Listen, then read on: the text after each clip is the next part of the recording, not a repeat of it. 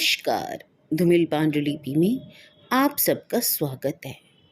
भूली बिसरी कहानी में आज सुनिए नवविधान उपन्यास का द्वितीय और अंतिम अध्याय। लेखक शरद चंद्र चट्टोपाध्याय।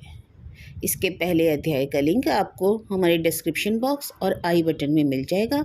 आप वहां जाकर के चेक कर सकते हैं। तो शुरू करते हैं उपन्यास नवविधान।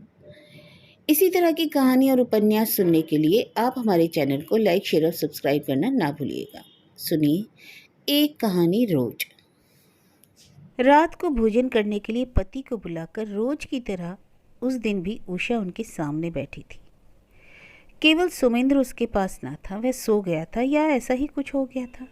शैलेश भोजन करने आए तो उनका मुंह बहुत गंभीर था और होने की बात भी थी।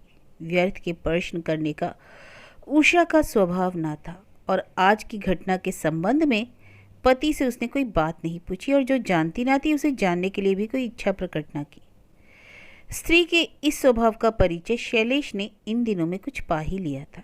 भोजन करते समय उसने मन ही मन क्रोध तो आया किंतु आश्चर्य नहीं हुआ। बराबर नज़र छिपाकर पत्नी के मनोभाव देखने की कोशिश करने लगा, लेकिन उन्हें मालूम हो गया आज उषा जानबूझकर सामने की ओर आड़ करके बैठी है और दिन की तरह आज वह भोजन ना कर सके। आज उन्हें खाने की इच्छा नहीं थी, इसके कारण अलग था। तो भी वह बिना पूछे ही मानो गले पड़कर सुना बैठे। अनभ्यस्त खाना पीना 2-4 दिन ही चल सकता है, लेकिन रोज रोज चलाने से उसमें स्वाद नहीं रहता। तब अरुचि अत्याचार में बदल जाती है।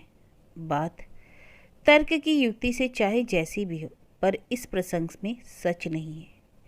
यह जानकर उषा चुप ही रही। झूठी बात निश्चय ही झूठी है, यह बताने के लिए प्रमाण देने की प्रवृत्ति उषा की किसी दिन नहीं हुई, लेकिन इस प्रकार चुप रहकर अस्वीकार करने से प्रतिपक्ष का क्रोध और बढ़ जाता है। इसलिए जब शैलेश सोने आए तो अचानक ही कह उठे, मैंने तुम्हारे साथ बहुत बड़ा अन्याय किया था, यह मानता हूँ, लेकिन इसलिए क्या आज तुम्हारे सिवा और किसी की कोई व्यवस्था नहीं चलेगी? यह भी तो भारी जुल्म है।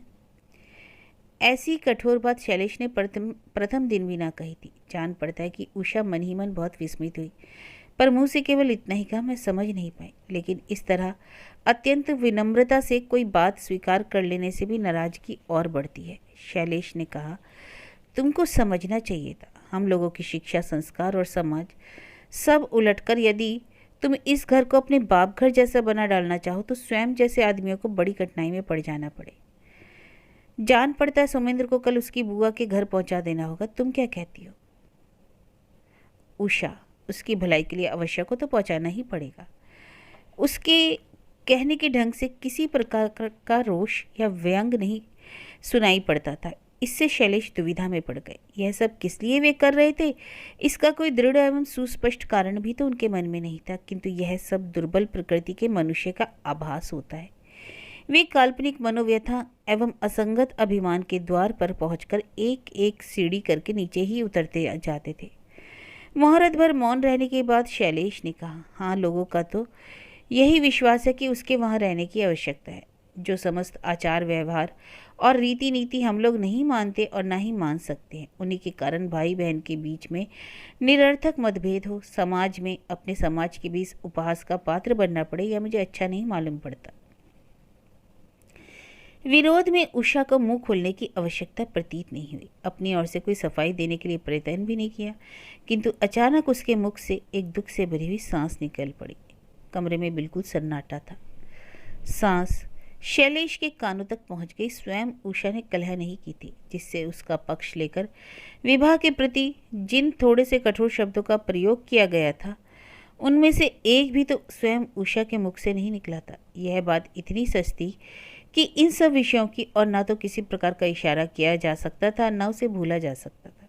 इसलिए क्षेत्रमोहन के द्वारा के दुष्कर्म का फल भोगने के लिए एक दूसरे आदमी को बाध्य नहीं किया जा सकता।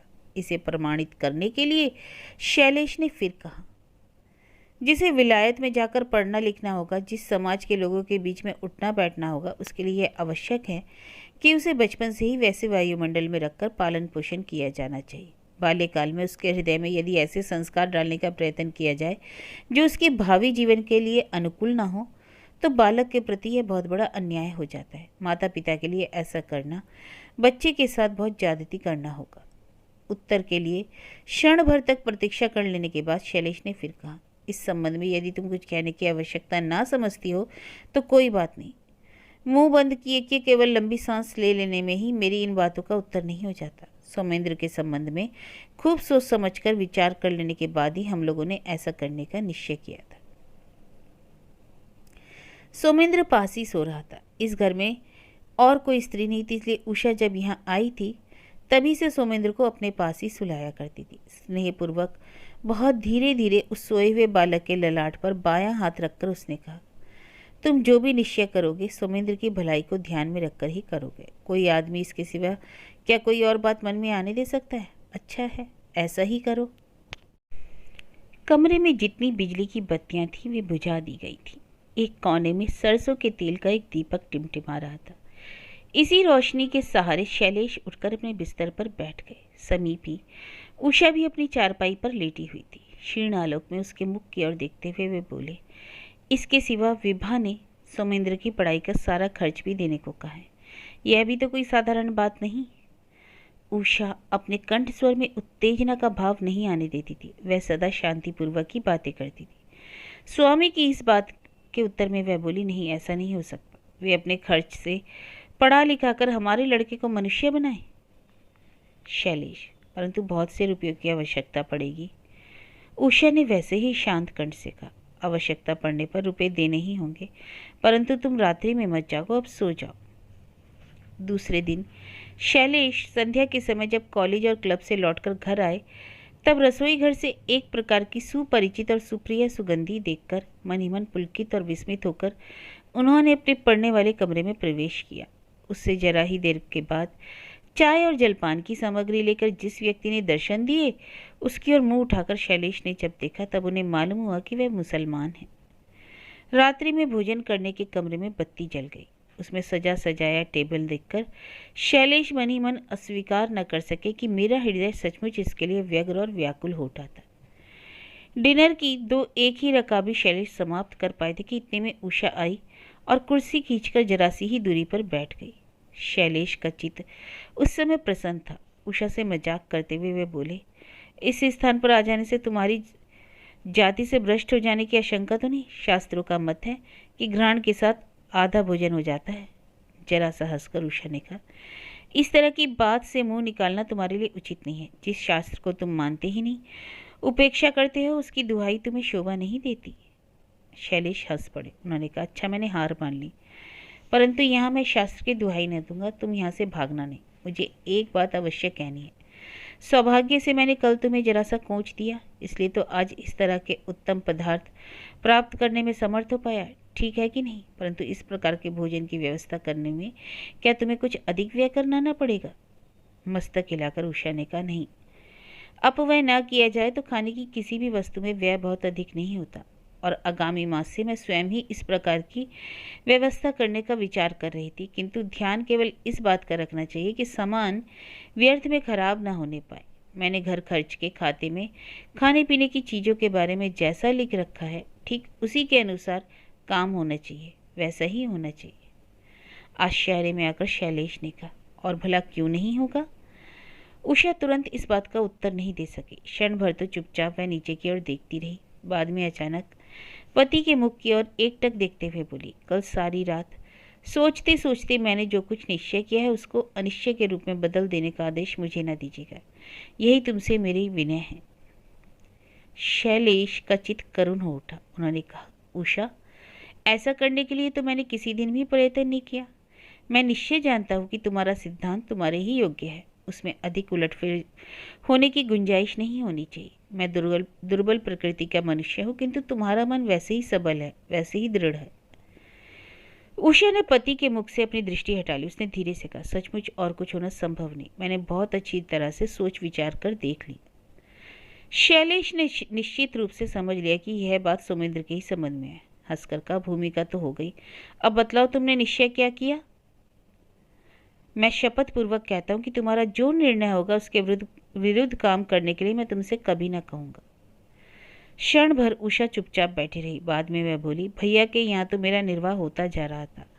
वहाँ मुझे कोई विशेष कष्ट नहीं था। कल मैं फिर उन्हीं के यहाँ चली जाऊंगी। उनके यहाँ चली जाओगी? लौटोगी कब? उषा, मुझे तुम क्षमा करो, अब मैं लौट ना सकूंगी। मैंने खूब अच्छी तरह सोच समझ लिया, यहाँ मेरा निर्वाह न होगा। यही मेरा अंतिम सिद्धांत है। उषा की यह बात सुनकर शैलेश मानो पत्थर की मूर्ति बन गए। हृदय के भीतर उनका सारा चित मुग्धर मार मार कर कह रहा था, लोहे का कपाट बंद हो गया। इस संसार में किसी में भी इतनी शक्ति नहीं कि वह उसे तोड़ डाले। प्रातःकाल निद्रा भंग होने पर शैलेश जब उठे तब सबसे पहले उन्हें ऐसा मालूम पड़ा कि मानो मैं सारी रात स्वप्न देखता रहा। खिड़की से झांककर उन्होंने देखा, उषा उस समय अपने नित्य के गृह कार्य में लगी हुई थी। सुमिंद्र उससे खाने को मांग रहा था। सीढ़ी से होकर नीचे की मंजिल में आते समय मुलाकात होने पर उषा ने मुख उठाकर कहा, उसने तुम्हारे लिए चाय तैयार कर दी है, किंतु हाथ मुंह धोने में यदि तुम विलंब कर दोगे तो बिल्कुल ठंडी हो जाएगी। जरा शीघ्रता करना। शैलेश ने कहा, अच्छी बात है, तुम जाकर भेज दो, मुझे 1 मिनट की भी देर ना होगी। यह कहकर उछलते हुए जाकर उन्होंने अपने बाथरूम में प्रवेश किया और मन ही मन उन्होंने कहा, मैं भी अच्छा बेवकूफ़ हूँ। पति पत्नी के बीच में जो साधारण मतभेद हो गया था उसके कारण की गई गृह युद्ध घोषणा मैं भीषण की प्रतिज्ञा समझ बैठा। अपने इसी भ्रम के कारण समस्त रात्रि अशांति और दुश्चिंता में व्यतीत की। प्रातःकाल मन में यह सोचकर उन्हें अपने आप पर केवल हंसी ही नहीं आई, बल्कि उन्होंने भीतर ही भीतर लज्जा का भी अनुभव किया। घर गृहस्थी के काम काज के संबंध में जरा सा मतभेद हो जाने से, कहा सुनी हो जाने पर यदि स्त्री स्वामी के घर का परित्याग कर भाई के घर आश्रय ग्रहण करे तब तो संसार में मनुष्य नाम का कोई जीव ही नहीं रह जाता।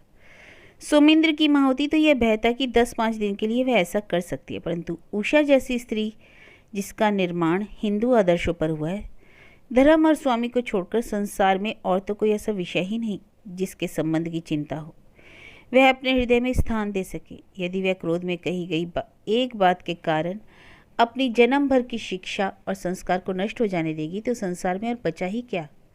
साथ ही इस जरा सी बात के कारण घबरा जाने से बढ़कर पागलपन और क्या हो सकता है। अंत में उतावली के साथ निर्वृत्त होकर 5-6 मिनट के भीतर ही वे अपने पढ़ने वाले कमरे में विराजमान हो गए।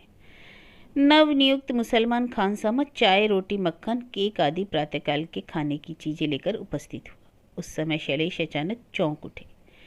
इन्हीं सब खाद्य पदार्थों के खाने का चिरकाल से उन्हें अभ्यास था। बीच में केवल थोड़े दिनों के लिए छूट गई थी, परंतु आज जब नौकर ये सब सामग्रियां टेबल पर सजाकर चला गया तब इन सब सामग्रियों की ओर देखते ही शैलेश के मन में अरुचि उत्पन्न हो गई। उषा के आने के बाद से जलपान के लिए शैलेश के पास इन सब खाद्य पदार्थों के बदले उसके हाथ की बनी हुई नमकीन, कचौड़ी आदि आया करती थी और साथ ही उषा बैठकर अपने सामने उन्हें जलपान कराया करती थी। किंतु आज ना तो उषा की बनाई हुई जलपान की कोई सामग्री थी और ना स्वयं उषा। यह देखकर शैलेश को कुछ खाने पीने की इच्छा नहीं हुई। केवल एक प्याली चाय की केतली से लेकर उन्होंने अपने हाथ से उड़ेल ली और खानसामा को बुलाकर अन्य सब वस्तुएं उठा ले जाने को कह दिया। अब शैलेश के कान खड़े हुए इस आशा से कि पर्दे की आड़ से अभी एक अत्यंत परिचित पहचानी पैरों की आहट सुनाई पड़ेगी। उन्होंने यह निश्चय कर लिया कि मुझसे यदि पूछा जाएगा कि आज क्यों नहीं कुछ खाया तो इसका कारण गर्माहट के साथ बतलाऊंगा। इस सोच में धीरे धीरे आवश्यकता से कहीं अधिक समय तक पीते पीते उन्होंने चाय का प्याला खाली किया। उस समय तक चाय ठंडी और स्वाद रहित हो गई थी। खानसामा लौटकर आया और खाली प्याला लेकर चला गया, किंतु पैरों की जो आहट सुनने की आकांक्षा शैलेश के मन में थी वह पूरी न हो सकी। कर्मश दिन चढ़ाया। अब स्नान और भोजन से निवृत्त होकर शैलेश को कॉलेज जाना था। भोजन के समय और दिनों की तरह उषा आज भी आकर उनके पास बैठी। एक एक चीज खाने के लिए स्वामी से जिस प्रकार का आग्रह कर रही थी, उनकी तृप्ति के लिए वह जिस प्रकार यत्न कर रही थी और जिस प्रकार उनसे बातें कर रही थी, उसमें पहले की अपेक्षा किसी प्रकार की भिन्नता है। यह बात शैलेश के अतिरिक्त घर का और कोई आदमी नहीं समझ सका। एक रात्रि में ही एक आदमी बिना प्रयत्न के, बिना आडंबर के कितनी दूर हटकर जा सकता है। यह अनुभव करके वे एकदम से दंग रह गए। कॉलेज जाने की पोशाक पहनने के लिए कमरे में प्रवेश करने पर पहले शैलेश की दृष्टि घर खर्च लिखने की छोटी सी कॉपी पर पड़ी।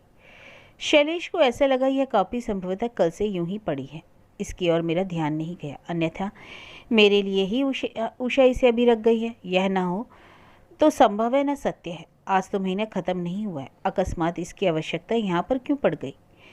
तो भी उनका गले में टाई बांधने का काम अधूरा ही पड़ा रह गया। कुछ तो कौतूहलवश और कुछ अन्य मनसकतावश वे कॉपी के एक एक पृष्ठ को उलटने लगे। अंतिम पृष्ठ पर उनकी दृष्टि रुक गई। कॉपी के जितने भी पृष्ठ थे उन सभी पर एक ही तरह की बात लिखी हुई थी। वही मछली, शाक, आलू, परवल, चावल के बोरे, केक तथा दूध आदि का दाम, नौकरों की तनख्वाह आदि व्यय का विवरण लिखा हुआ था। कल तक के व्यय की रकम को जोड़कर आज की शेष रकम का उल्लेख है। यह हिसाब लिखने का कार्य उषा ने जिस दिन आरंभ किया था उस दिन वे प्रयाग में थे। पहले दिन का हिसाब जिस पृष्ठ पर लिखा था उसकी ओर वे बड़ी देर तक एक दृष्टि से ताकते रहे। घर खर्च का हिसाब रखने की प्रथा शैलेश की गृहस्थी के लिए केवल 2 दिन की बात थी। इसके पहले ना तो किसी प्रकार का हिसाब लिखने की प्रथा थी और न भविष्य में हिसाब लिखना बंद हो जाने पर गृहस्थी के काम रुक जाने की आशंका। संभव है कि 2 दिन बाद वे स्वयं ही इस बात को भूल जाते। हिसाब की कॉपी के इस पृष्ठ को देखकर आज न जाने कैसी कैसी बातें उनके मन में आ रही थी। कॉपी बंद करके शैलेश ने फिर टाई बांधना आरंभ किया। आज वही बात मन में सबसे अधिक आ रही थी कि संसार में किसी भी वस्तु का मूल्य निश्चित रूप से निर्दिष्ट कर देना संभव नहीं होता। इस कॉपी पर लिखने के कार्य की उपयोगिता की एक दिन सीमा नहीं थी। आज वह दिन भी आ गया जबकि यही कार्य इतना अनुपयोगी हो गया। अंत में कपड़े पहनकर शैलेश जब निकल पड़ी तब हजार इच्छा होने पर भी वे उषा को बुलाकर उससे कोई बात पूछ न सके। शैलेश अपने मन में किसी प्रकार से इस अनिश्चित आशंका को सुनिश्चित दुर्घटना में दृढ़ करने का साहस अपने में खोज निकलने में समर्थ नहीं हो पाए। कॉलेज से अवकाश मिलने पर शैलेश लौटकर घर नहीं आए। सीधे विभा के यहाँ पहुंचकर उन्होंने देखा कि मेरा अनुमान नितांत मिथ्या नहीं है। आज उनके बहनोई कचहरी नहीं गए थे। इस बीच में उन पति पत्नी में एक प्रकार से मेल भी हो गया था। यह देखकर शैलेश ने तृप्ति का अनुभव किया। उन्होंने कहा, विभा, सुमेंद्र को बुलाने के लिए तुमने आदमी नहीं भेजा? विभा कुछ कहने ही जा रही थी कि इतने में क्षेत्र मोहन बोल उठे। हाथी का जो ग्राहक था वह अब नहीं है। इसका मतलब? क्षेत्र मोहन ने कहा, तुमने यह कहानी नहीं सुनी? कोई एक शराबी था, नशे की झोंक में एक बार उसने यह इच्छा प्रकट की कि मैं राजा साहब का हाथी मोल लूँगा। दूसरे दिन पकड़कर वह राजा के दरबार में लाया गया और उससे यह पूछा गया कि तुमने ऐसी बेअदबी क्यों की? इसके उत्तर में शराबी ने हाथ जोड़कर कहा, महाराज, मुझे हाथी की आवश्यकता नहीं है। वास्तव में जो हाथी का ग्राहक था वह तो अब है ही नहीं, वह चला गया। यह कहकर क्षेत्र मोहन विनोद के भाव से हंसने लगे। अंत में हंसी रुकने पर उन्होंने कहा, शैलेश, यही कहानी सुनाकर भाभी जी से कह देना कि वे अप्रसन्न ना होए। जो वास्तविक ग्राहक था वह अब नहीं है, वह चला गया। माँ को छोड़कर बुआ के पास चले जाने पर लड़का यदि अधिक उन्नतिशील बन सकता है तो ना होगा तो मैं ही कहीं से ऋण आदि लेकर विभा को एक हाथी खरीद दूंगा। ये बातें कह चुकने के बाद क्षेत्र मोहन विभा की दृष्टि बचाकर मुंह दबाए हुए हंसने लगे, परंतु इस हंसी में शैलेश ने कोई योगदान नहीं दिया। किंतु इस हंसी मजाक के कारण विभा का सुषिप्त के गर्भ में पड़ा हुआ क्रोध फिर नवदीप्त हो उठे। इससे अपने आप को संभाल रखने के लिए वे बराबर मुंह बंद ही किए रहे। लज्जित होकर क्षेत्र मोहन ने कहा, शैलेश, मामला क्या है? शैलेश, विभा के कहने पर सुमेंद्र की ओर से मैं बहुत कुछ निश्चिंत हो गया था, किंतु वह प्रबंध जब होने का ही नहीं तब मुझे ही कोई ना कोई और व्यवस्था उसके लिए करनी होगी। क्षेत्र मोहन, अर्थात डायन के हाथ से लड़के को सौंपकर विश्वास नहीं किया जा सकता, क्यों? ठीक है ना? शैलेश, इस कटुक्ति का उत्तर दिए बिना भी यह बात कही जा सकती है कि उषा शीघ्र ही चली जाने वाली है। चली जाने वाली है? कहाँ जाएगी? जहाँ से आई है, अपने भाई के यहाँ। क्षेत्र मोहन के मुख का भाव अत्यंत गंभीर हो उठा। उन्होंने वक्र दृष्टि से स्त्री की ओर ताक कर कहा, शैलेश, मुझे बहुत कुछ इसी बात की आशंका हो रही थी।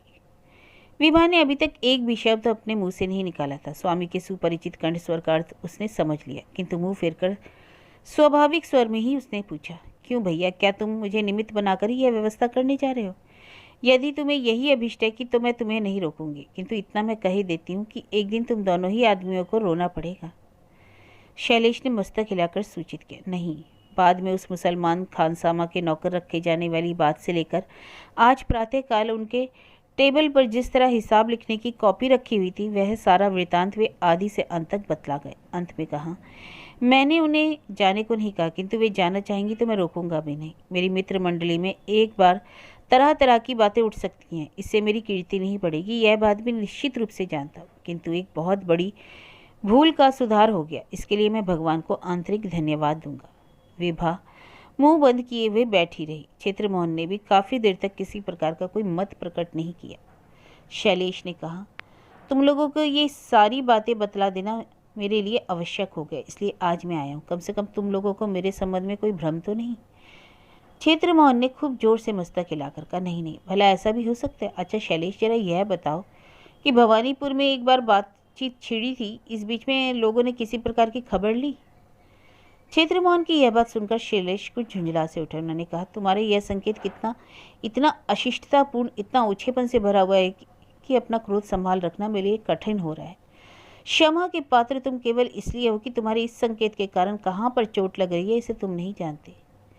इस कारण भीतर ही भीतर थोड़ी देर तक उबलने के बाद फिर सीधे होकर बैठ गए।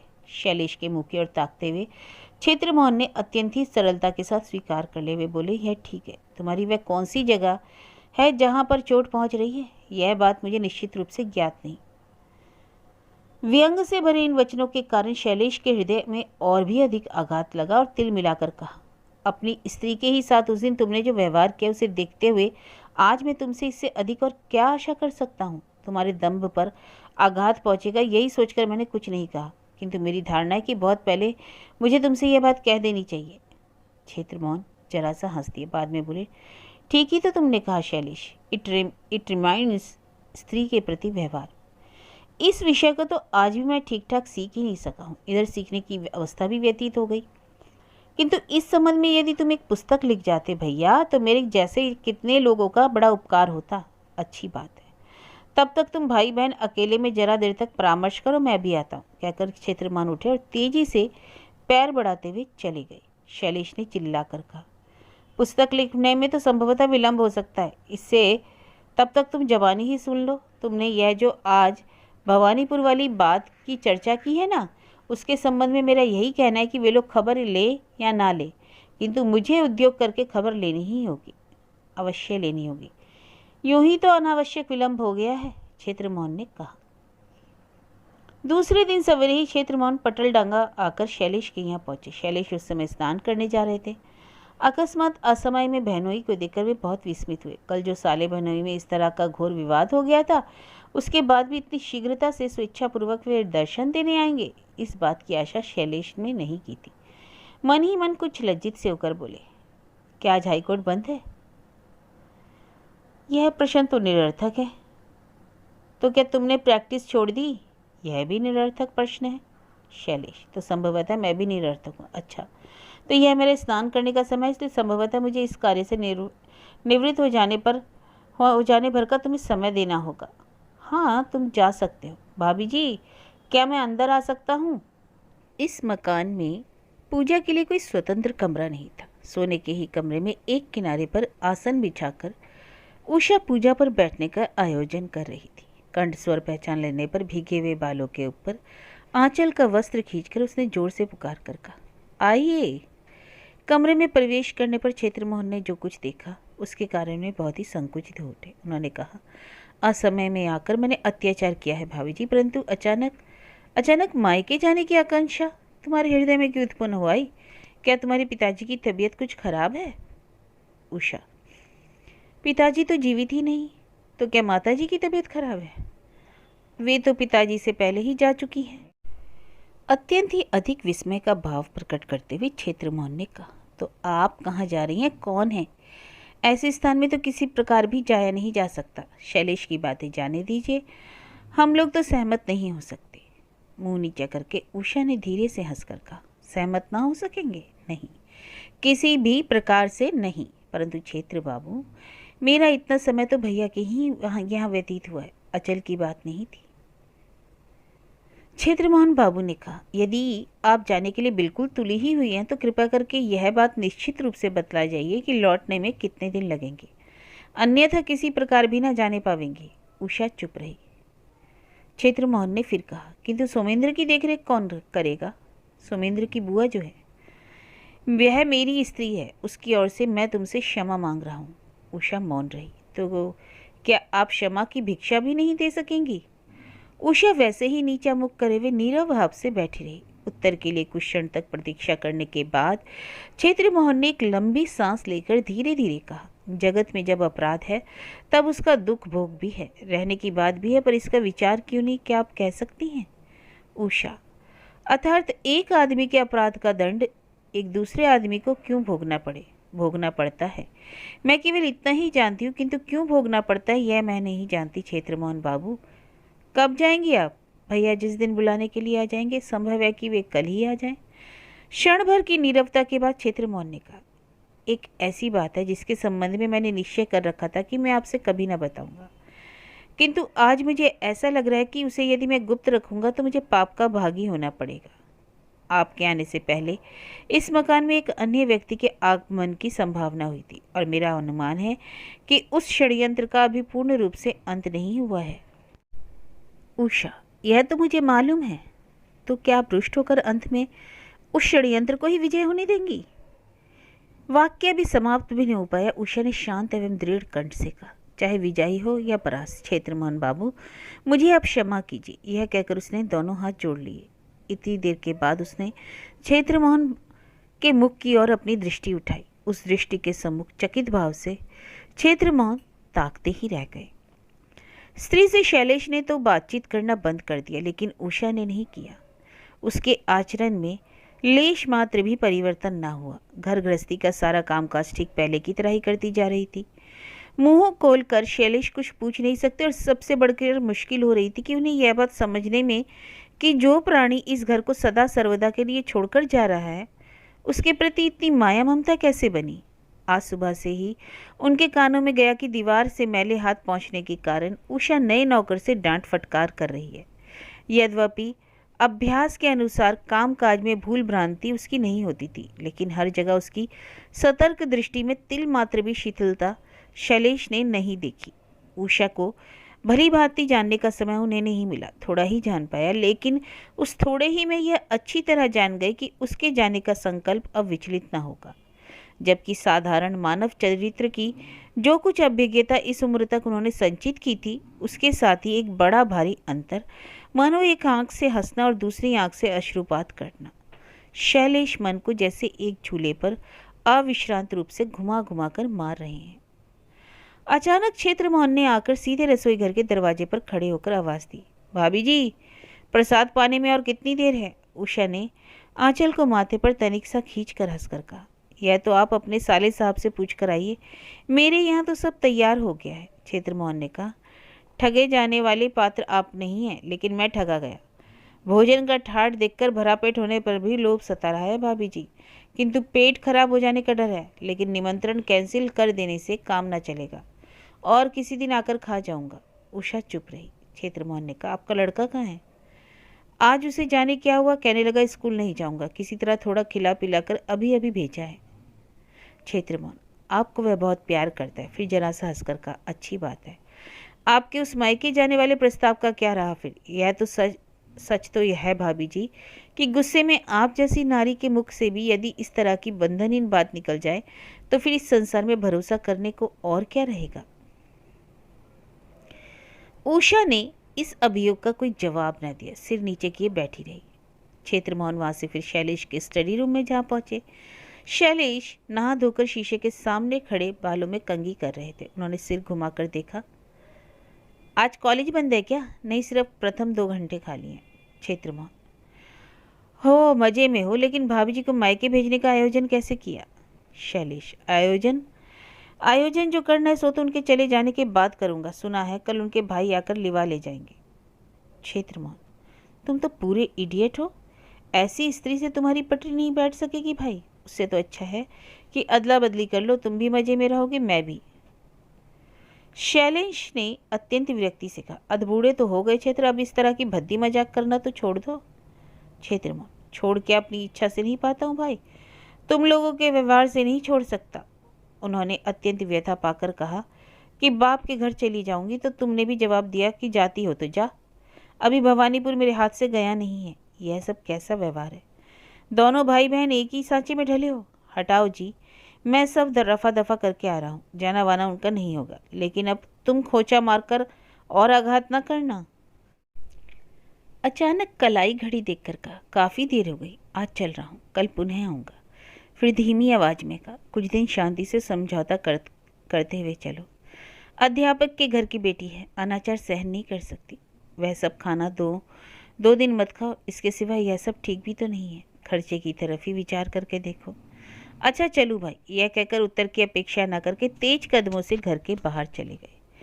शैलेश कुछ देर स्तब्ध होकर बैठे रहे। क्षेत्रमोहन कब आया, क्या कहा और अचानक क्या कर गया, सोच ही नहीं सके। नौकर ने आकर खबर दी, खाना परोस दिया गया है। उत्तरी बरामदे में नियम अनुसार आसन बिछाकर जगह की गई। रोज की तरह भांति भांति की खाने की चीजें परोसकर उषा पास ही बैठी है।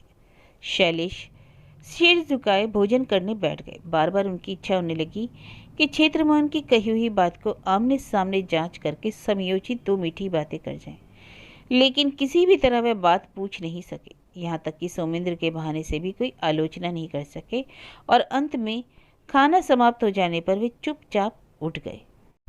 दूसरे दिन सवेरे ही अविनाश आ पहुंचा। शैलेश उस समय हाथ मुंह धोकर स्टडी रूम में चाय पीने जा रहे थे। अकस्मात घर में एक अपरिचित व्यक्ति को देखकर कलेजा धक सा रह गया।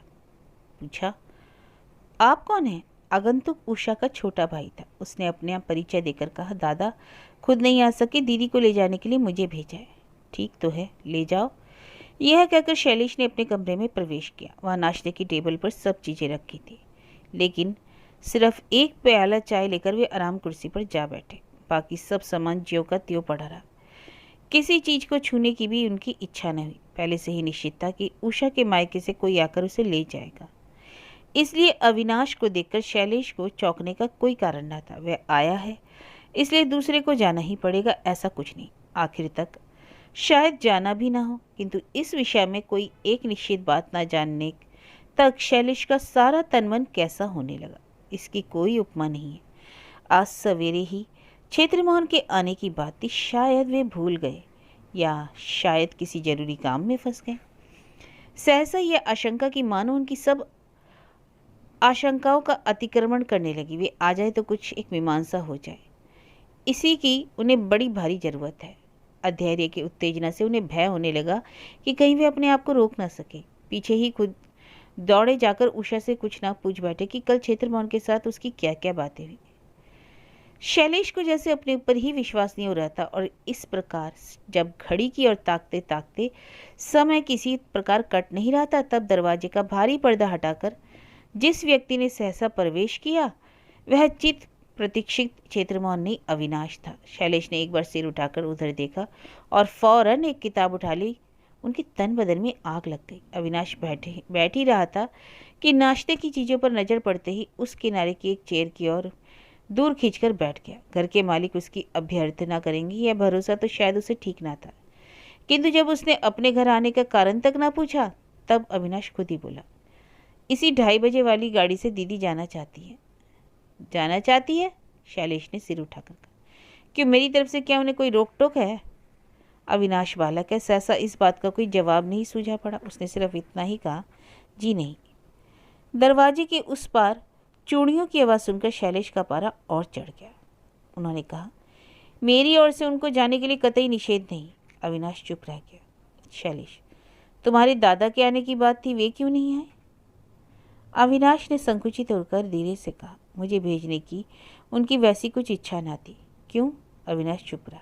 शैलेश, तुम बच्चे हो, तुमसे सब बातें कही नहीं जा सकती, कहने से फ़ायदा भी नहीं। तो भी अगर तुम्हारे दादा कभी जानना चाहे तो उनसे कह देना कि इस मामले में उषा का कुछ दोष नहीं। दोष या भूल अगर किसी का है तो वह मेरी है। मेरा उसे बुला भेजना ही उचित नहीं था। तनिक रुककर फिर बोले, मन में आता था कि मेरे पिता अन्याय कर गए हैं। बहुत दिनों बाद परिस्थितिवश जब समय आया तो सोचा कि अन्याय का प्रतिकार हो जाएगा। तुम्हारी दीदी आ गई तो, किंतु एक दोष ने 100 दोष होकर दर्शन दिए। इस बात का और क्या उत्तर है? अविनाश मौन ही रहा। ठीक इसी समय दूसरी ओर के दरवाजे से क्षेत्रमोहन ने प्रवेश किया। शैलेश ने देख लिया, लेकिन बात वह रोक नहीं सके। कठोर बात का यह स्वभाव ही है कि वह अपने ही भार से आप कठोरतर होती जाती है। उषा आड़ में खड़ी थी। बेचूक निशाना बांधकर वह उत्तेजना से लगातार विद करने लगे। मैंने तुम्हारी बहन से एक दिन शादी की थी, सच है ये बात, लेकिन उन्हें सहधर्मिणी किसी तरह नहीं कहा जा सकता। हम लोगों की शिक्षा, दीक्षा, समाज, धर्म कुछ भी तो एक नहीं है। जोर जबरदस्ती करके उन्हें यहाँ रखकर यदि मैं अपने घर को स्मृति शास्त्र की पाठशाला बना दूं, तो मेरी अकेली छोटी बहन दुख शोभ से पराई हो जाएगी और मेरा इकलौता लड़का कुशिक्षा और कुसंस्कार से परिपूर्ण हो उठेगा। यह तो मैं हरगिज होने ना दूंगा। फिर भी मैं इसके लिए उनका एहसानमंद हूँ कि जो बात मैं मुंह खोलकर कह नहीं पा रहा था, उसे कहने के द्रोह कर्तव्य को उन्होंने स्वयं ही संपन्न कर दिया। क्षेत्रमोहन विस्मय से अवाक होकर ताकते रहे। शैलेश लजीला, संकोची और दुर्बल प्रवृत्ति का आदमी है। कोई भयंकर बात उच्चारण करना बिल्कुल ही इसकी प्रवृत्ति के विरुद्ध है, किंतु पागल की तरह आज वह क्या कह रहा है, क्या कर रहा है। उषा का छोटा भाई लेने के लिए आया है, यह समाचार क्षेत्रमोहन को पहले ही मिल गया था। यह अपरिचित व्यक्ति वही है, इसमें संदेह नहीं। उसी के सामने यह सब क्या। क्षेत्रमोहन व्यग्र अनुनय से दोनों हाथ जोड़कर कह उठे, देखिए, अपनी दीदी से यह सब भूल कर भी मत कहिएगा। उस अपरिचित लड़के ने दरवाजे की ओर उंगली उठाकर सिर हिलाकर कहा, मुझे कुछ भी न कहना पड़ेगा। दीदी बाहर खड़ी अपने कानों से ही सब सुन रही है। बाहर खड़ी है, वहां पर? प्रत्युत्तर में अविनाश के पहले ही शैलेश ने स्पष्ट करके कहा, हाँ मुझे मालूम है क्षेत्रमोहन, वे उधर खड़ी है। उत्तर सुनकर क्षेत्रमोहन स्तब्ध विवरण होकर बैठे रह गए। उस 2-3 घंटे के बाद बहन को साथ लेकर जिस समय अविनाश स्टेशन की ओर रवाना हुआ, उस समय सोमेंद्र था अपनी बुआ जी के घर, उसके पिता थे कॉलेज के कमरे में और क्षेत्रमोहन थे हाई कोर्ट की बार लाइब्रेरी में। दूसरे दिन सवेरे चाय की टेबल पर बैठकर विभा ने पति से कटाक्ष करके पूछा, दादा क्या कर रहे हैं, देखा? क्षेत्रमोहन ने कहा, देखा तो हाथ में एक किताब है, लेकिन जान पड़ता है असल में कर रहे हैं अफसोस। और यह काम तुम कब करोगे? कौन सा, किताब का या अफसोस का? विभा, किताब अब तुम्हारे हाथ में अच्छी न लगेगी, मैं दूसरी चीज के लिए पूछ रही हूँ। क्षेत्रमोहन ने चोट खाकर कहा, भाई को बुलाकर मैके चली जाओगी, तब शायद अफसोस कर सकूं। विभा का मन आज प्रसन्न था, वह नाराज न हुई और बोली, यह काम शायद मैं न कर पाऊंगी, क्योंकि हिंदुत्व का जप तप और छुआछूत की विद्या बचपन से ही मुझे सीखने की सुविधा नहीं मिली। पत्नी की बातों से आजकल अक्सर ही क्षेत्रमोहन असहिष्णु हो जाते थे, परंतु आज क्रोध को दबाकर सहज स्वर में ही बोले, तुम्हारा बहुत भारी दुर्भाग्य है जो तुम्हें वह सब सीखने का सुयोग ही ना मिला। अगर मिला होता तो तुम्हारे दादा के अदृष्ट में इतनी बड़ी विडंबना न होती। यह कहकर वे कमरे से बाहर हो गए। भवानीपुर की जिस सुशिक्षित कन्या के साथ शैलेश के विवाह की चर्चा पहले चली थी, उसी के साथ विवाह का उद्योग फिर आरंभ हुआ। केवल विभा इस बार स्वामी की आंतरिक विरक्ति की आशंका से इस कार्य में प्रकट रूप से योगदान नहीं कर सकी, परंतु उसके मन में सहानुभूति का जो भाव छिपा हुआ था, उसे विभिन्न प्रकार से प्रदर्शित करने से वह विरत नहीं रही। कन्या पक्ष के अनुरोध करने पर क्षेत्रमोहन ने एक दिन जब स्पष्ट रूप से प्रश्न किया, तब विवाह के प्रस्ताव को अस्वीकार करते हुए शैलेश ने स्वाभाविक भाव से ही कहा, क्षेत्रमोहन, जीवन का अधिक भाग तो व्यतीत हो ही गया, अब तो थोड़े से दिन अवशिष्ट है। इसके लिए नया झंझट अपने ऊपर लादने का साहस मुझे नहीं हो रहा। सोमेंद्र है, तुम लोग आशीर्वाद दो कि वही जीवित रहे। यह सब झंझट मोल लेने की आवश्यकता अब मुझे नहीं। मनुष्य की निष्कपट बातें समझने को बाकी नहीं रहता। शैलेश की ये बातें सुनकर क्षेत्रमोहन ने आज वेदना का अनुभव किया। इसके बाद कचहरी से लौटने पर क्षेत्रमोहन प्रायः शैलेश के घर आने लगे। घर में गृहिणी नहीं थी, संतान नहीं थी, केवल थोड़े से नौकर चाकर मिलकर गृहस्थी चला रहे थे। देखते देखते सारे घर में इतनी विशृंखलता फैल गई कि घर इतना श्रीहीन मालूम पड़ने लगा कि देखकर कलेश का अनुभव किए बिना नहीं रहा जाता था। प्रायः 1 मास का समय व्यतीत हो जाने के बाद क्षेत्रमोहन ने ही फिर बात छेड़ी। उन्होंने कहा, शैलेश, तुम तो मेरे मन का भाव जानते हो, किंतु घर में किसी एक व्यक्ति के रहे बिना जीवन यात्रा का निर्वाह करना कठिन हो जाता है, और विशेषतः वृद्धावस्था में। उमा आज उपस्थित थी। वह बोली, वृद्धावस्था आने में भी बहुत समय बाकी है। भाभी जी उससे बहुत पहले ही आकर हाजिर हो जाएंगी। क्रोध में आकर कोई स्त्री कितने दिनों तक मायके में पड़ी रह सकती? यह कहकर उमा ने एक बार अपने भाई साहब के मुख की ओर देखा और एक बार शैलेश के मुख की ओर, परंतु उन दोनों व्यक्तियों में से किसी ने भी कोई उत्तर नहीं दिया।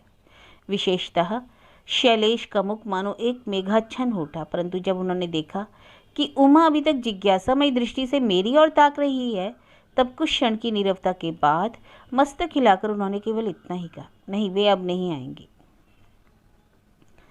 अत्यंत ही अविश्वास के साथ जोर देकर उमा ने कहा, आएगी नहीं? आएंगी क्यों नहीं, अवश्य आएंगी, और संभव है भी इसी महीने आ पहुंचे। क्यों भैया, क्या ऐसा ना हो सकेगा?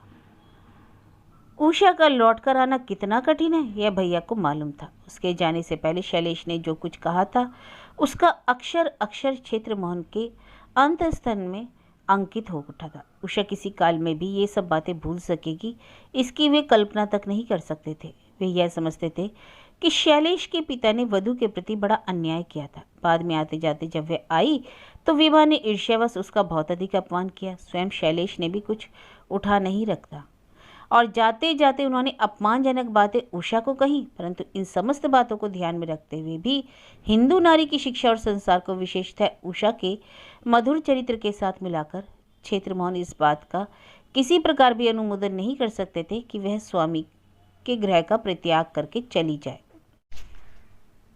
हिंदू नारी की धर्माचरण नामक जो वस्तु है उससे संस्कार मुक्त आलोक प्राप्त क्षेत्रमोहन का विशेष परिचय नहीं था।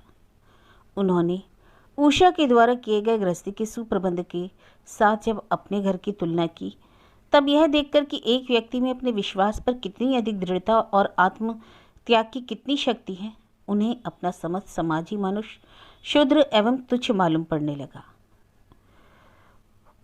उन्होंने उषा में जो विश्वास देखा वह विश्वास उन्होंने उमा और विभा में नहीं देखा था, और न जाने कितनी स्त्रियों को जानते थे उनमें भी यह विश्वास नहीं देखा था। भाभी जी जिस आचार का पालन नहीं करती थी उसी के घर में फिर से प्रवेश कर लेने पर भी उन्होंने एकदम से गृह का परित्याग कर दिया। इस प्रकार दूसरे लोग चाहे कुछ ही क्यों ना करते, किंतु भाभी जी को स्मरण करके उनकी इस मनोवृत्ति की संकीर्णता और तुच्छता के कारण उनका हृदय मानो विस्मय एवं शोभ से एकदम परिपूर्ण हो उठा। उमा प्रसन्न कर क्षेत्रमोहन के मुंह की ओर देखती रही। उत्तर ना पाकर वह आश्चर्य से बोली, क्यों भैया, बताया नहीं? क्यों?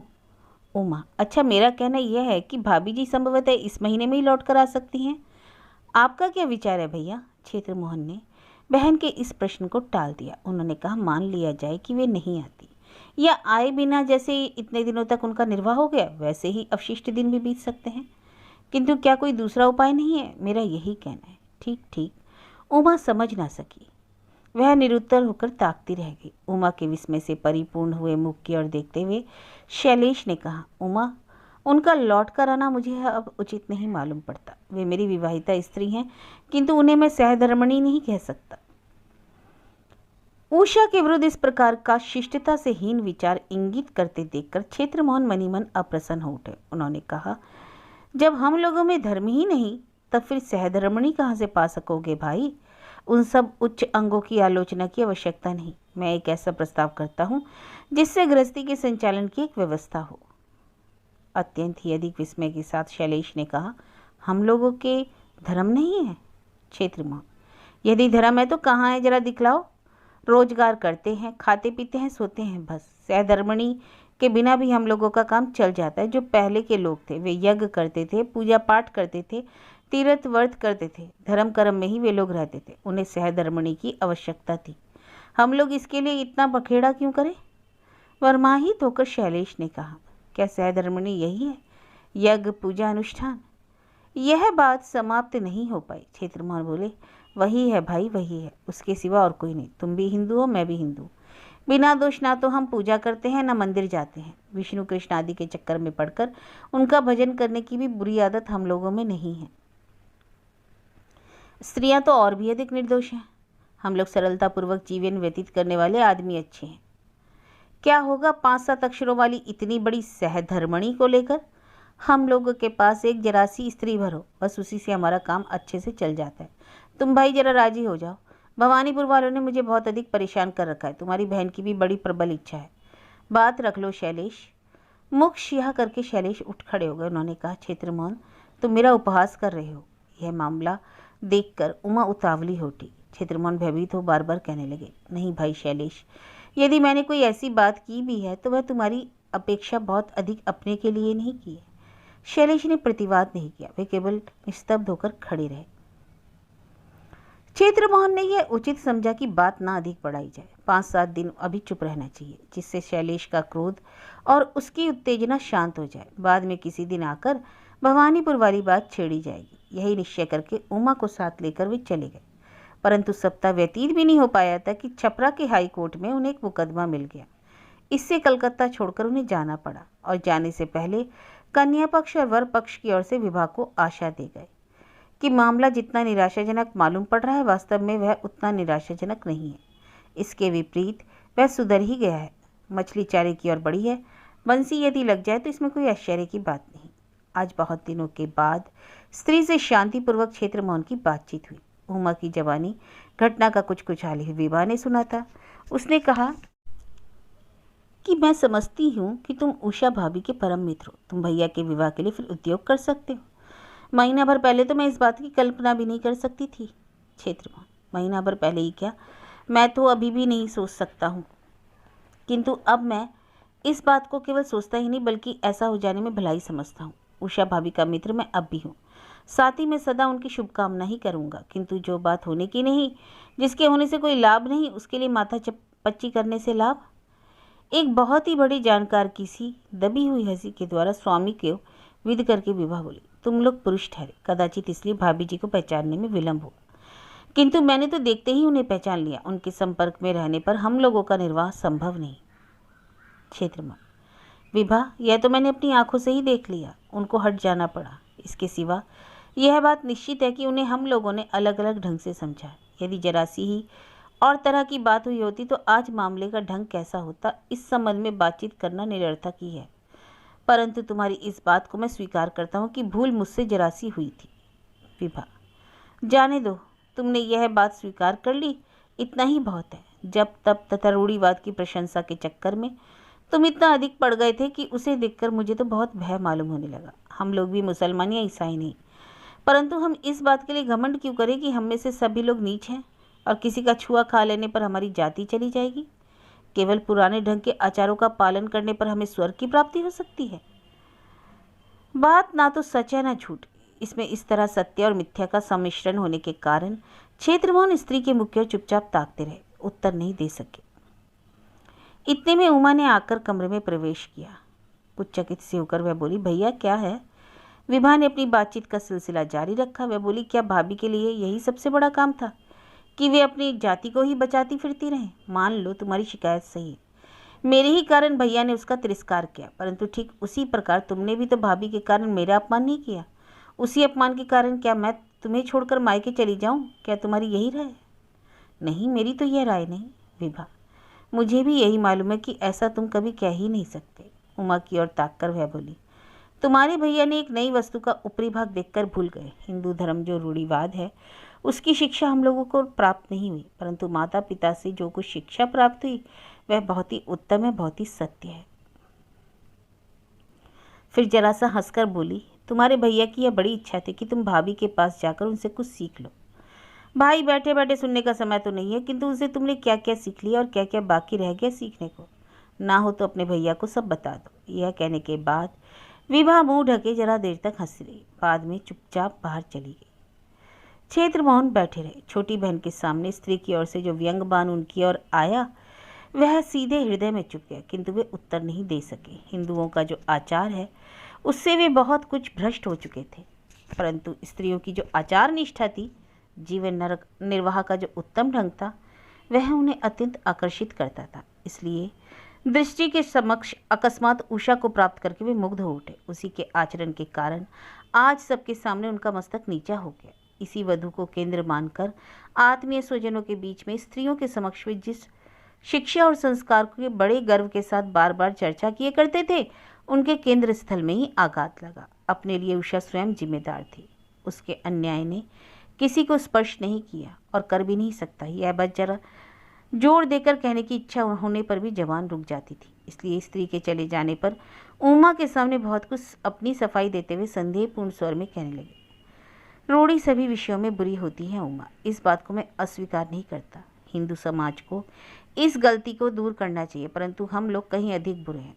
इस बात को अस्वीकार करने पर तो बहुत बड़ा अन्याय होगा।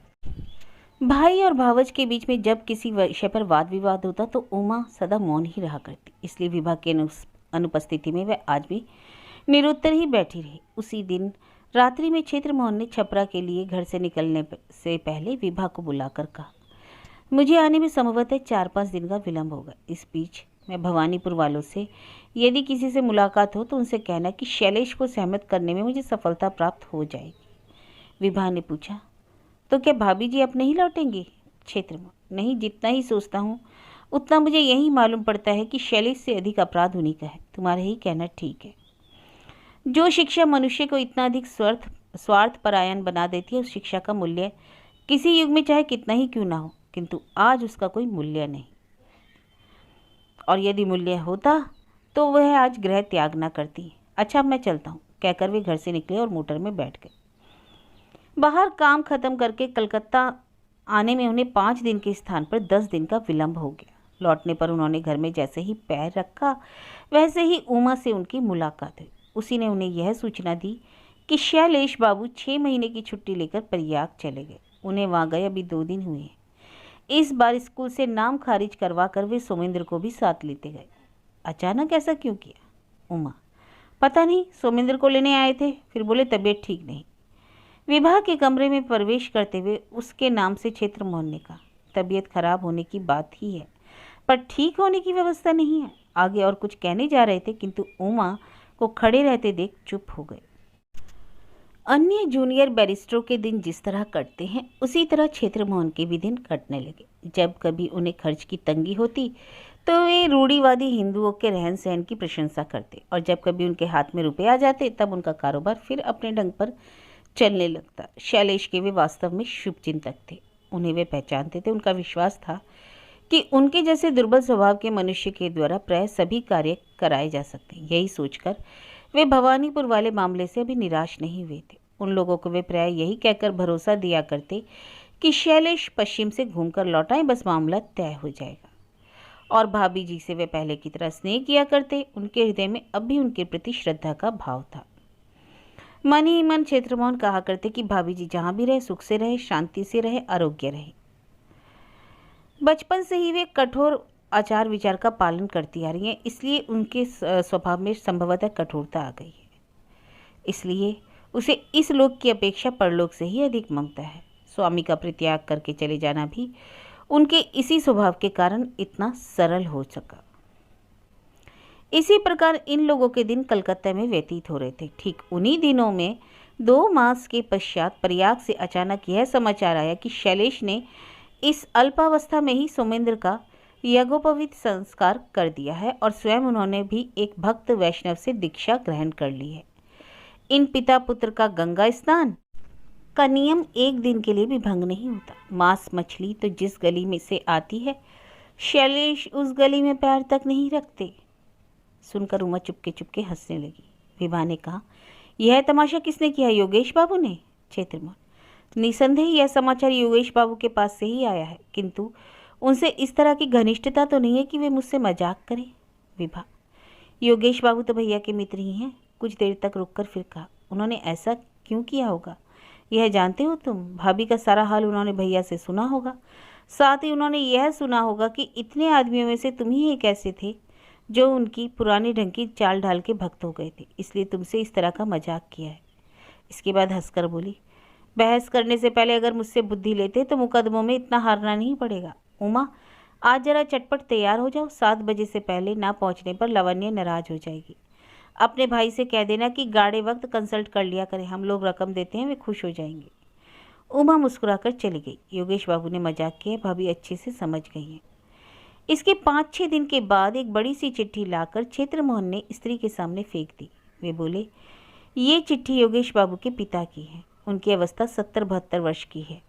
मेरा उनका प्रत्यक्ष परिचय नहीं, केवल मेरा उनका पत्र व्यवहार ही यदा कदा हुआ करता है। यह तो मैं नहीं जानता कि वे कैसे आदमी हैं, किंतु वे भी यदि मुझसे मजाक करें यह शोभाजनक ना होगा। चिट्ठी बहुत लंबी थी और बंगला में लिखी हुई थी। विभा ने आदि से अंत तक उसे 2 बार पढ़ा।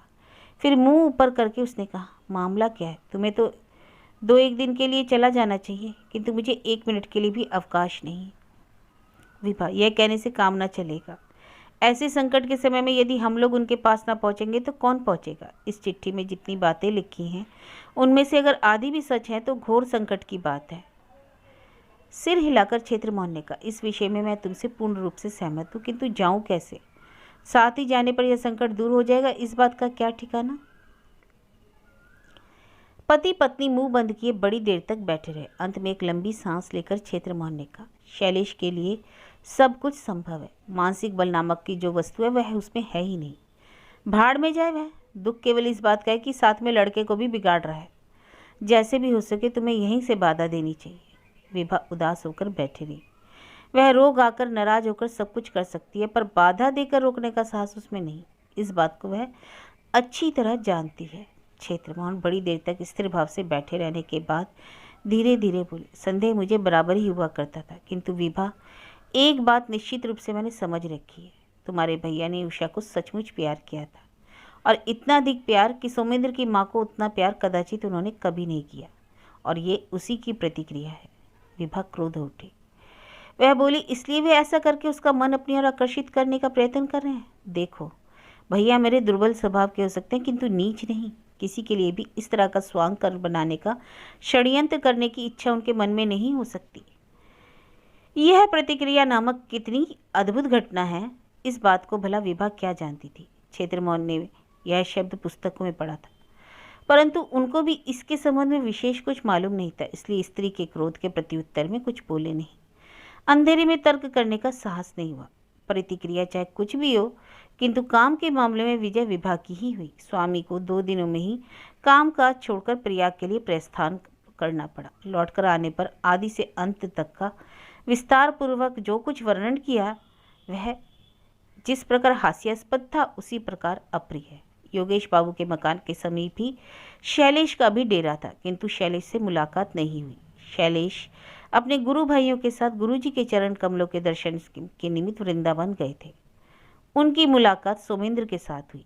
शास्त्र विधि के ही अनुसार उसका आचार विचार है। वहीं के एक निष्ठावान ब्राह्मण प्रातःकाल और सायंकाल उसे धर्म संबंधी बातों की शिक्षा देने आते हैं।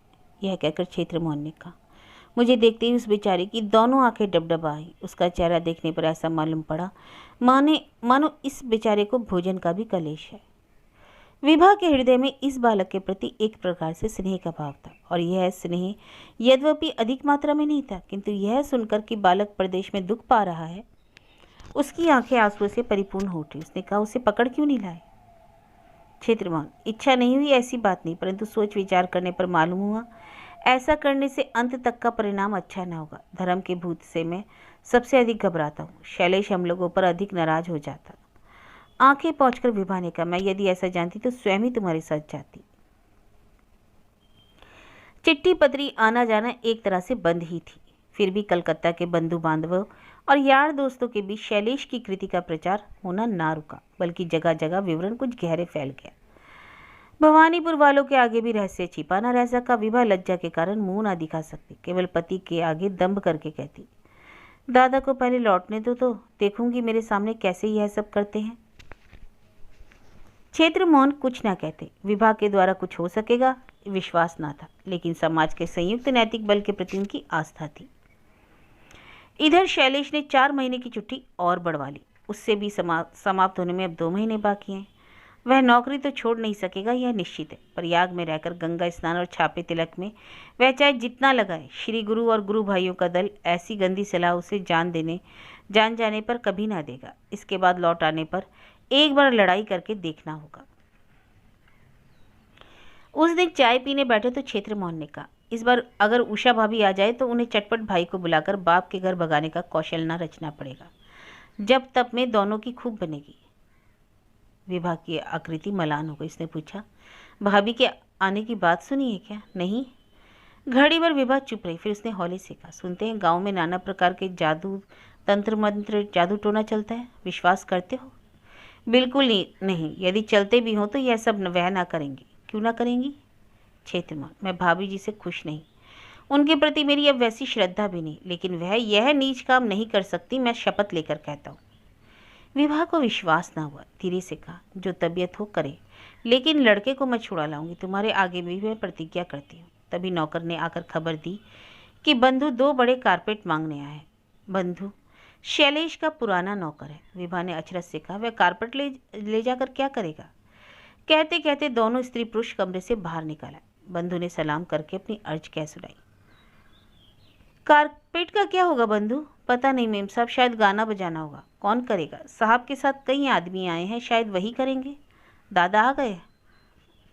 आ गया शैलेश, क्षेत्रमोहन ने कहा। बंधु ने सिर हिलाकर बतलाया कि कल रात सभी लौट आए हैं। नौकर कारपेट लेकर चला गया। दोनों ही नतमस्तक चुपचाप खड़े रहे। उस दिन किसी तरह धीरज रखकर क्षेत्रमोहन दूसरे दिन शाम को विभा और उमा को साथ लेकर साले के घर पहुंचे। स्टडी रूम में प्रवेश किया तो बाधा आ पड़ी। दरवाजे पर वह भारी पर्दा न था। भीतर का सब कुछ दिखाई दे गया। एक दिन में मकान की शक्ल सूरत ही बदल गई। किताबों की अलमारियां जरूर हैं, लेकिन उस पर कोई असबाब नहीं। फर्श के ऊपर कंबल और कंबल के ऊपर सफ़ेद जाजिम, और जाजिम के ऊपर 2 हट्टे खट्टे गोल मटोल आदमी विराजमान थे, जिनकी संपूर्ण देह पर हरि नाम के छापे लगे थे। गले में मोटी मोटी तुलसी की मालाएं पड़ी थी। सहसा साहब मेम साहब को देखकर दोनों घबरा गए। उनकी शांति में विघ्न न डालकर तीनों ऊपर जीने की ओर बढ़ने लगे तो उड़िया महाराज ने मना करते हुए कहा, ऊपर के कमरे में गोसाइन जी विराजमान है। ये गोसाइन कौन? महाराज चुप। साहब कहाँ हैं? उत्तर में उसने उंगली से ऊपर की ओर इशारा किया। तब क्षेत्रमोहन उसी जगह खड़े होकर शैलेश शैलेश कहकर चिल्लाने लगे। दौड़ा आया सोमेंद्र। सहसा लड़के की वेशभूषा और चेहरा देखकर विभा रो पड़ी। शरीर पर सफ़ेद धोती, माथे पर बड़ा सा टीका, गले में तुलसी की माला। उसने दूर से ही प्रणाम किया, पास न आया। उमा उसे पकड़ने जा रही थी तो क्षेत्रमोहन ने इशारा से रोककर कहा, जाने दो, इस कुबेला में छूने की जरूरत नहीं तो बेचारे को अभी नहाना पड़ेगा। सोमेंद्र, तुम्हारे पिताजी कहाँ हैं? सोमेंद्र ने कहा, पूज्यपाद श्री मद भागवत पढ़ रहे हैं। क्षेत्रमोहन, हम लोग खड़े हैं, अपने श्री पिताजी को जाकर खबर दो। उन्हें खबर मिल गई, वे आ रहे हैं। कुछ समय बाद खड़ाऊं पहने शैलेश नीचे आ गए। नीचे धोती, ऊपर कुर्ता, माथे पर हल्की सी चोटी छोड़कर उनकी बाहरी शक्ल सूरत में कोई खास परिवर्तन ना दिखा, लेकिन भीतर से वे बहुत कुछ बदल गए। यह बात पलक मारते ही दिख गई। अत्यंत विनीत भाव कोमल वाणी से उमा और विभा ने प्रणाम किया तो शैलेश ने दूर खड़े ही आशीर्वाद दिया। छू जाने के ख्याल से पास नहीं है। क्षेत्रमोहन, क्यों जी, घर में जरा बैठने की जगह नहीं है क्या? शैलेश ने लज्जित होकर कहा, बाहर का कमरा तो गंदा पड़ा है, सफाई करानी होगी। क्षेत्रमोहन, तो अब इस समय हम लोग विदा होते हैं। फिर सोमेंद्र को लक्ष्य करके बोले, अब हम चलें, शायद हम लोगों की अब यहाँ कोई विशेष ज़रूरत ना होगी। फिर भी तुमसे कहा जा रहा हूँ, यदि कभी बैठने की जगह हो जाए तो मुझे खबर कर देना बेटा। शैलेश चुप खड़े रहे। लौटते समय गाड़ी में विभा ने किसी से बात भी नहीं की। उसकी दोनों आंखों से आंसू गिरने लगे। एक बात जरूर ये लोग आज निश्चय से समझ गए कि अब इस घर में इनके लिए कोई स्थान नहीं। दादा चाहे जो भी करे, सोमेंद्र को वह जबरन पकड़ लाएगी। अपने पति के निकट विभा ने यह प्रतिज्ञा की थी। स्नेह की यह उक्ति इस दंपति को बार बार याद आने लगी, पर लज्जावश किसी ने इसका उल्लेख नहीं किया। इसके बाद 1 महीने से ऊपर बीत गया। इतने समय में आत्मीयों और परिचित बंधु समाज में बात ने ऐसे आवृत की सृष्टि कर दी मानो यह सत्य के भीतर ही आबद्ध रहना नहीं चाहती। एक मुंह से दूसरे मुंह, उससे तीसरे, पल्लवित होकर सारी चीज ने ऐसा कुत्सित आकार धारण किया कि जब अब विभा के लिए कहीं आना जाना भी कठिन हो गया। कोई रास्ता ही नहीं सूझ पड़ता। क्षेत्रमोहन जानते थे कि दुनिया में हर तरह की उत्तेजना धीरे धीरे मंद पड़ जाती है। धीरज रखना ही एकमात्र उपाय है। अनिश्चित पद से एक सुनिश्चित की आशा ही मनुष्य को पागल बनाकर निरंतर धक्का देकर चलाया करती है। इसके ऊपर प्रचंड विभीषिका है उषा। मित्र और शत्रु भाव से सर्वनाश की बुनियाद डाल गई, और किसी तरह से कोई खबर पाकर यदि कहीं वह आ पहुंचे तो फिर और भी कुछ बाकी न रहेगा। अब उषा का नाम लेने पर केवल विभा के ही नाम नहीं, उमा के भी, यहाँ तक कि क्षेत्रमोहन के भी तन बदन में मानो आग लग जाती। वास्तव में अगर उसे ना बुलाया जाता तो शायद ऐसी परिस्थिति किसी भी दिन ना आती। आज रविवार था। सवेरे सवेरे दोनों बैठकर आलोचना कर रहे थे। जिस दिन से अपमानित होकर लौटे, फिर कभी इन लोगों ने उधर का मुंह नहीं किया, लेकिन खबर उस घर की सब मिलती रहती थी। गुरु भाइयों के दल ने अब तक शैलेश के घर से हिलने का नाम नहीं लिया, और श्री गुरुदेव तथा गोसाइन जी ऊपर वाले कमरे में उसी तरह विराजमान है। सांझ सवेरे भजन कीर्तन बेरोक टोक चला करते हैं। भोग आदि की व्यवस्था भी उत्तरोत्तर श्रीवृद्धि लाभ कर रही है। ये सारे समाचार नियमित रूप से विभा के कानों तक पहुंचते रहते। अब एक बिल्कुल नई बात सुनी गई है कि श्री नवद्वीप धाम में जमीन खरीदकर शैलेश ने गुरुदेव के लिए आश्रम बनवाने का इरादा किया और इसलिए वह बहुत सा रुपया उधार लेने की चेष्टा में घूम रहे हैं। विभा ने उदास होकर कहा, अगर यह सब सच है तो क्या एक बार दादा को बचाने की कोशिश भी ना करोगे? क्षेत्रमोहन, क्या कर सकता हूँ बतलाओ। विभा चुप हो गई। किस तरह क्या हो सकता है वह क्या जाने। क्षेत्रमोहन अचानक ही कह उठे, उस दिन के बाद से हम लोग कभी उधर नहीं गए, चलो आज एक बार हो आए। विभा का हृदय भीतर से सचमुच रो रहा था, अतः आज मान गुमान के लिए कोई स्थान न रहा। सहज ही सम्मत होकर बोली, चलो। आज उन्होंने उमा को साथ नहीं लिया। उस लड़की के आगे और अधिक लज्जित होने की प्रवृत्ति न हुई। जब मोटर शैलेश के दरवाजे पर पहुंची तब 10 बजे थे। बाहर वाली बैठक आज खुली हुई थी। दोनों गुरु भाई जमीन पर बैठे एक बड़ा सा पोटला कसकर बांध रहे थे। क्षेत्रमोहन ने पूछा, शैलेश बाबू घर में हैं? नहीं, वे परसों नवद्वीप धाम को गए हैं। कब लौटेंगे? कल या परसों सवेरे। बाबू का लड़का घर में है? दोनों सिर हिलाकर बोले, हाँ है। इसके बाद वे अपना काम करने लगे। इसके बाद घर के भीतर घुसते ही दोनों की नज़र पड़ी स्टडी रूम के दरवाजे पर। वही पुराना पर्दा झूल रहा है। जरा सा हटाते ही दिख पड़ा कि पुराना सब सामान अपनी अपनी जगह पर है। विभा बोली, इन दोनों आदमियों को हटाकर दादा ने फिर कमरे की श्री शोभा लौटा दी है। इतनी सी सद्बुद्धि भी उन्हें नहीं कभी उपजेगी, मुझे आशा न थी। विभा की बात पूरी होते ना होते अचानक पीछे से शब्द सुनकर जो लौटकर देखा तो दोनों हैरानी में आ गए। जबान बंद हो गई। सोमेंद्र कहीं बाहर गया था और रबड़ की गेंद उछालता उछालता सामने से चला आ रहा था। कहाँ गई वह कंठी माला, कहाँ गई वह चोटी, और कहाँ गया वह ब्रह्मचारी का वेश। नंगा बदन, लाल किनारी की जरीदार धोती, सिर पर बंगाली लड़कों के ढंग से छटे हुए बाल और पैरों में वर्निश का पंप शू। वह दौड़ा आया और विभा से लिपट कर बोला, बुआ जी माँ आ गई, रसोई घर में खाना बना रही है, चलिए ना। यह कहकर वह विभा को खींचने लगा। विभा स्तब्ध रह गई। क्षेत्रमोहन, तुम्हारी माँ ही है सोमेंद्र? इसलिए तो। हाँ, कल दोपहर को आई है, चलिए ना फूफा जी रसोई घर में। चलो। तीनों रसोई घर तक पहुंचे तो उषा आहट पाकर हाथ धोकर बाहर आ खड़ी। विभा ने जूते खोलकर प्रणाम किया और कहा, यह क्या कांड है भाभी? उषा ने विभा की ठोड़ी छूकर चुंबन किया, फिर हंसकर कहा, देखा तो सब भाई। बालक की शक्ल देखकर रोना आ गया। मैंने चटपट आला माला तोड़कर फेंकी और नाई को बुलाकर इसके बाल कटवाए। फिर नए कपड़े, नई कमीज, नए जूते खरीद कर पहनाए। तब कहीं उसकी तरफ देखा गया मुझसे। लेकिन आप लोग क्या करते रहे कहिए भला? कहकर उसने कटाक्ष क्षेत्रमोहन की ओर देखा। क्षेत्रमोहन ने कहा, यह सब कहने की जल्दी नहीं भाभी जी, आहिस्ते तथा शांति से सब कुछ बतला सकूंगा। इस समय ऊपर चलिए और पहले कुछ खाने को दीजिए। और हाँ, गुरु भाइयों को तो देखा अभी बाहर बैठे गठरी बांध रहे हैं, लेकिन श्री प्रभुपाद युगल मूर्ति का क्या, ऊपर तो नहीं है ना? उषा ने हंसते हुए कहा, नहीं, कोई डर नहीं, वे नवद्वीप धाम गए हैं। पूछता हूँ, अब लौट कर तो नहीं आएंगे? उषा ने उसी तरह हंसकर कहा, नहीं। क्षेत्रमोहन, भाभी जी, आपको ऐसी सुबुद्धि उपजेगी, यह तो हम लोगों को स्वप्न में भी नहीं, कल्पना नहीं की। ब्राह्मण कुमार की तुलसी माला अपने हाथ से तोड़ दी आपने, चोटी कटा दी, यह सब क्या है कहिए तो? उषा ने हंसते हंसते क्षेत्रमोहन की ही बात को लौटा कर कहा, ठीक तो है, कहने की ऐसी क्या जल्दी पड़ी है जमाई बाबू, फुर्सत से कहूँगी। अभी तो ऊपर चलिए, पहले आप लोगों को कुछ खाने को तो दूँ।